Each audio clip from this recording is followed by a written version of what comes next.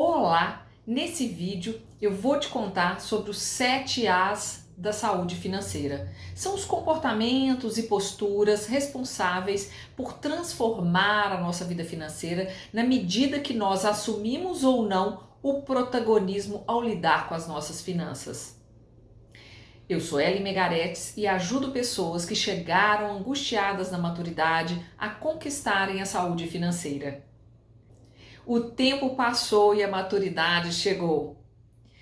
Deixa eu te fazer uma pergunta. Você teve a oportunidade, ao longo desses anos, de fazer pausas regulares para avaliar como você estava se comportando em relação às suas finanças? Ou você é daquelas pessoas que só de pensar em colocar no papel o seu gasto, as suas despesas mensais, ou então determinar uma meta de poupança para depois você investir, você já tem sintomas de ansiedade, taquicardia, e aí você escolhe deixar isso de lado, não pensar nisso e seguir com a sua vida, porque até aqui, até agora, você não precisou de se preocupar muito com isso? Então, agora eu quero te fazer um convite para fazer um mergulho na autoanálise. Esses 7 comportamentos são reveladores. Eles podem trazer para você informações do porquê, né? Ou às vezes até do para que você tem deixado as finanças de lado e por isso talvez a sua vida não esteja tão organizada quanto você deseja.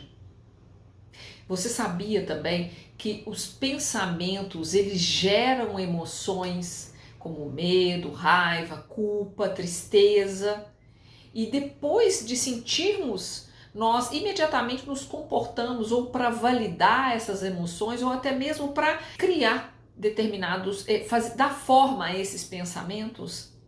Então, se você continuou com essa postura de deixar as finanças de lado, mesmo com devendo, com elas desorganizadas ou com a sua vida financeira estagnada, ou até mesmo com aquele medo, né, de ter uma vida longa e ao mesmo tempo não dar conta de manter o seu padrão, bora deixar isso de lado e assumir o protagonismo da sua vida financeira. Fica comigo até o final desse vídeo que tem muita informação valiosa vindo por aí.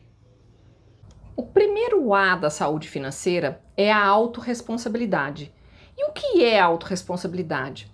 É a capacidade de atribuir unicamente a si mesmo a responsabilidade pelo que acontece na nossa vida. Responder por. E quais as vantagens de ser autorresponsável? O poder continua na nossa mão. Então, independente das frustrações, das rejeições, das quedas, das dificuldades, você se mantém produtivo, porque sabe que as respostas estão com você. Você não delega para o mundo, para as situações, para o cotidiano, para o outro, a solução do que ocorre com você. E como se tornar autorresponsável? Uma das formas é você parar tudo, olhar para a sua vida de frente, para as coisas boas e para as coisas não tão boas. Para a sua vida financeira, que é a nossa razão de estarmos aqui, e olhar o que deu certo, muita coisa deu certo, você chegou até aqui, e o que não deu tão certo assim. E olhar trazendo a responsabilidade para si, mas com muita compaixão.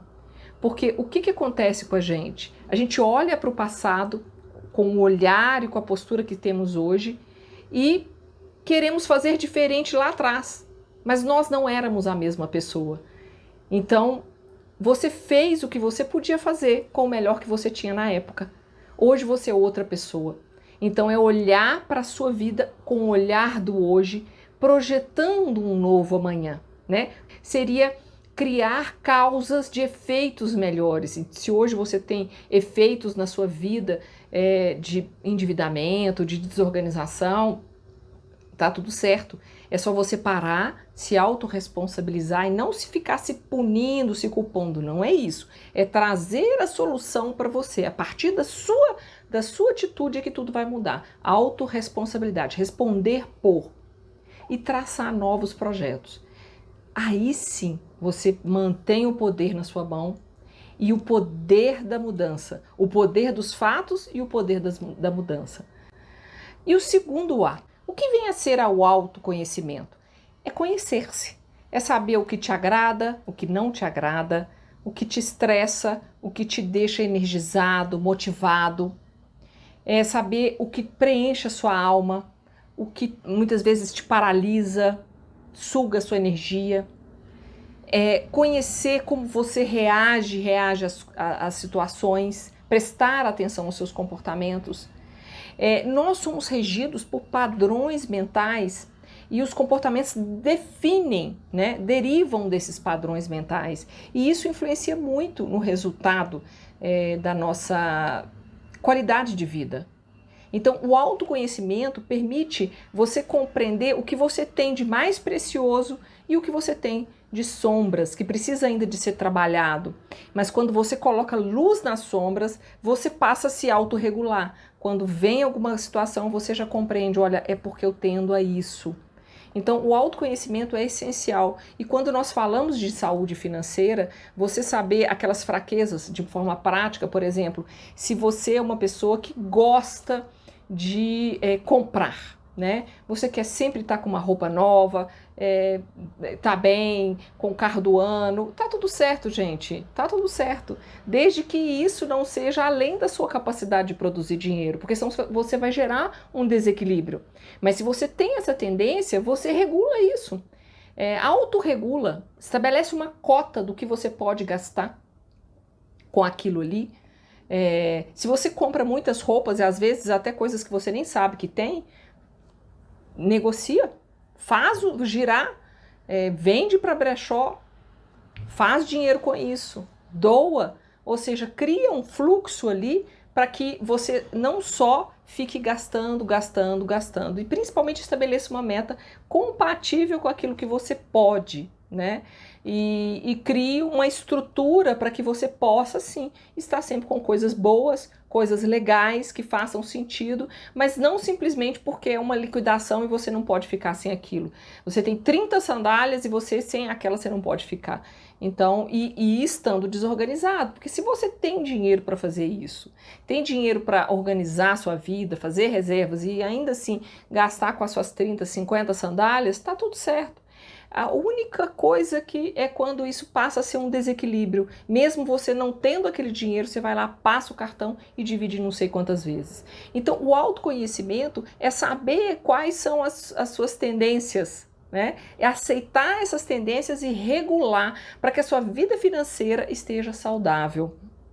O autoconhecimento nos liberta. E uma das formas também de ter autoconhecimento é através da psicologia de pontos fortes, onde você vai conhecer os seus talentos, que é o seu jeito único de se comportar, de pensar, de agir e reagir. E você tendo clareza desse jeito único, sabendo os seus principais talentos, você pode investir, direcionar e transformar eles em pontos fortes. E transformando eles em pontos fortes, com certeza você vai ter ferramentas poderosas aí suas, que você não tem que pagar nada por isso, a não ser para fazer o teste, né, da psicologia de pontos fortes e ter uma devolutiva, mas você vai ter ferramentas poderosas para te ajudar na jornada da organização da sua vida financeira, porque você vai ter um método inclusive que eu ensino na minha mentoria, mas ele vai ser personalizado de acordo com os seus talentos. Porque muitas vezes a forma de organizar, vou dar um exemplo prático. Eu tenho que ter uma planilha de Excel. Mas se você não tem facilidade com Excel, se você não tem facilidade com planilha, se você é old school, né? Você prefere anotar, tá tudo certo. Pega um caderno e anota suas despesas ali, cria um fluxo manual. O importante é que você faça o gerenciamento da sua vida financeira. Não é porque você não está usando uma planilha de Excel que você não consegue organizar as suas finanças. Ok? Então, o autoconhecimento nos direciona, nos liberta. E o autoconhecimento nos permite fazer melhores escolhas. E com escolhas melhores, com certeza nós temos uma vida mais feliz. E o terceiro A da saúde financeira? Então, o terceiro A da saúde financeira é a autoconsciência e ela decorre do autoconhecimento. Quanto mais a gente nos conhece, mais consciência a gente desenvolve de quem verdadeiramente somos, de como nos tornamos quem somos, das consequências das escolhas que fizemos, dos porquês e dos paraquês.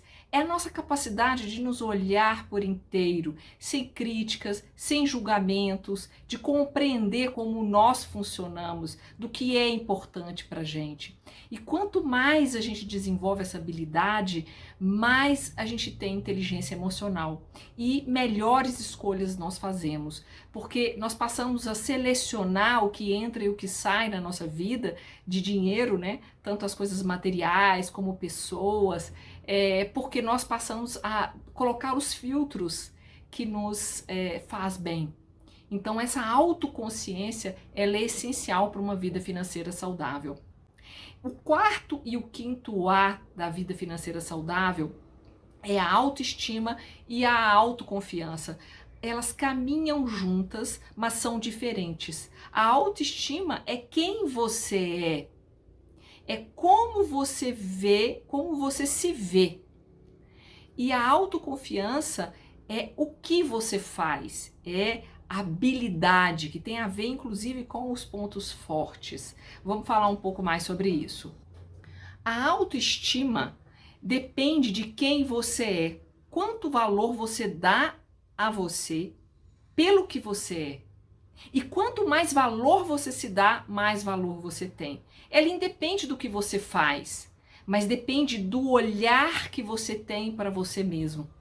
É uma avaliação subjetiva que você faz de você mesmo. É o quanto você se aprecia. E a autoconfiança?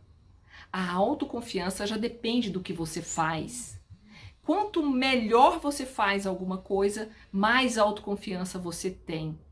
E para que a gente possa fazer bem as coisas, se nós conhecemos os nossos talentos, que é o nosso padrão único, é nosso DNA, nossa impressão digital, é como nós nascemos, como nós pensamos, sentimos, nos comportamos.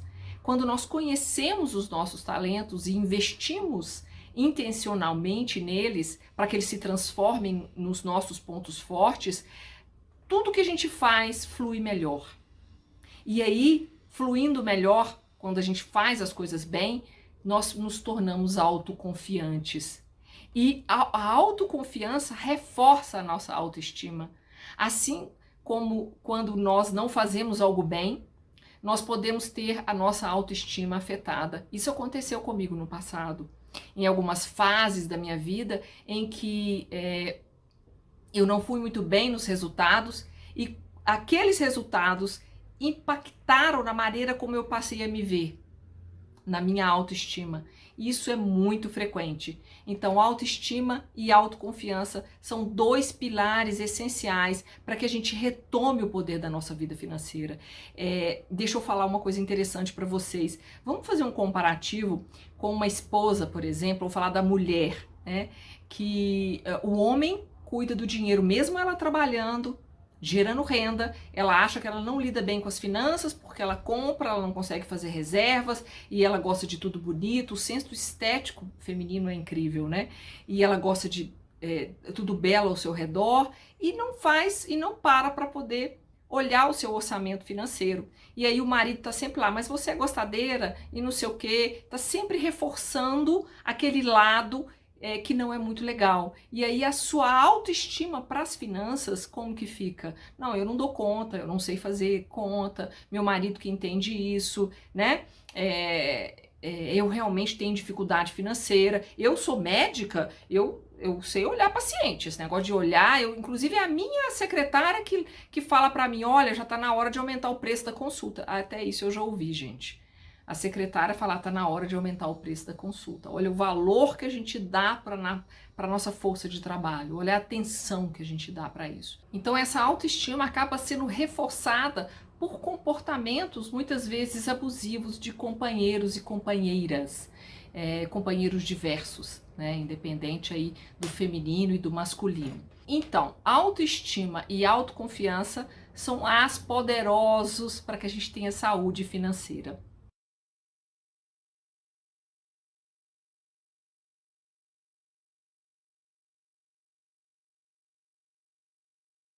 De hábitos para que você tenha a sua estima em alta, ou seja, autoestima. O primeiro deles é parar de se comparar. A comparação leva ao sofrimento, porque você coloca na externo o seu poder, né? Você vai comparar a sua história, a sua vida com a história e a vida do outro. Não tem como você comparar, você tem uma história única, só você sabe as coisas que você enfrentou para chegar onde você chegou. E muitas vezes o esforço que você teve para conquistar o que você tem é muito maior do que o que outras pessoas tiveram, que tiveram mais facilidades. Então a comparação, e ela é muito utilizada pela mídia, a gente olha lá aquela mulher magérrima e a gente só vai ser feliz quando a gente tiver aquele corpo, né? Então a comparação. O segundo hábito para que você seja feliz, né, é parar de prestar muita atenção no que os outros falam, porque as pessoas falam muito, né? Opinião, as pessoas sempre vão estar. Se você está bem, as pessoas vão falar mal de você porque você está bem. Se você não está bem, elas também vão falar mal. Então, assim, não dá tanto crédito ao que os outros falam, porque muitas vezes, se você é regido pela opinião alheia, você deixa de manifestar no mundo aquilo que você tem para manifestar, quem você é de verdade. Então, aí vem com a autoestima para poder te apoiar nisso aí. Parar de olhar para o que deu errado, de sofrer para o passado. Muitas vezes você está lá com 50 anos, por que eu não fiz essa escolha profissional? Por que eu não fiz isso? Esse porquê não te tira do lugar. E às vezes, nem o para quê. O importante é você olhar para frente, para o mundo das possibilidades. O passado é apenas para te ensinar. Você aprendeu, você se transformou. Hoje, quem você é devido ao seu passado? Quantas coisas, o que você não se tornou com o seu passado, mas ele não pode direcionar o seu futuro, né? Então, olhar para o passado apenas para extrair as lições, mas construir um novo passado através do seu presente. Então, é no presente que contém o seu poder. Um outro ponto muito importante é parar de delegar, de dar as suas forças para o outro. Por que o outro tem sempre que te falar o que fazer? Você sabe o que é melhor para você. Então, trazer o poder para si. Prestar atenção naquilo que faz sentido. Prestar atenção em como você se sente em determinadas situações. Prestar atenção no seu sentir. Para isso é necessário um estado de presença. Respirar.